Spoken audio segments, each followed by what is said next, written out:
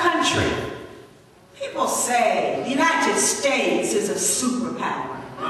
How in the world can you call yourself a superpower when you're dropping bombs on the most impoverished people in the world? You're not fighting your equals, you're fighting the little guys. Bobby Kennedy said, when there was this effort to go to war against Cuba, Operation Northwoods, I have to mention. I don't know if y'all are familiar, the young people. Do your research. Operation Northwoods. The Joint Chiefs of Staff wanted a war with Cuba. And so they drew up some plans so that they could do a false flag operation, and this is what they said they would do. They would wreak terror on the streets of America, in Miami and in Washington, D.C. They would hijack planes. They would bomb ships. They would blow up ships. They would even make sure that when they hijacked these planes and blew them up, that they were full of university students, so that the outrage of the American people would be such that they could have the war against Castro's Cuba that they wanted. The only thing that stood between us and war against Cuba at that time through Operation Northwoods was John Kennedy. And you know what happened with John Kennedy. So, we now have a situation where the wealth of our country is being stolen right in front of us. Who is talking about the fact that the Pentagon has lost $2.3 trillion? Don't you want that money back for schools and health care and education and infrastructure? Why is it that every time they go to the Congress gives them more and more and more and more and more? $500 billion every year. And the Pentagon can't balance their books. And therefore, the United States government can't balance its books. They can't balance their books. You're in debt. Our country is in debt. $10 trillion. Our comptroller says that we are practically bankrupt. If all of our debts were called in today, we couldn't pay them.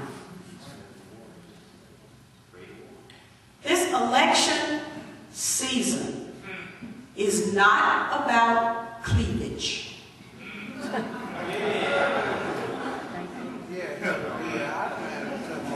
There are some serious issues that are facing our country.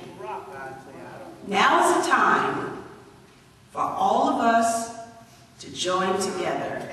I don't get an opportunity very often to hear pastors like Reverend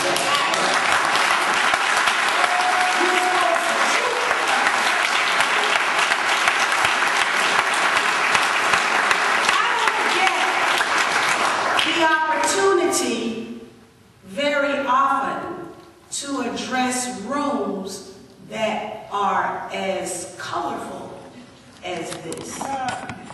This is wonderful because the careful reading of those COINTELPRO papers indicates to me, states clearly, that the one thing that those forces in our government are most afraid of is, that's right, black folks and white folks and brown folks and Asians and Muslims and Jews, all of us coming together.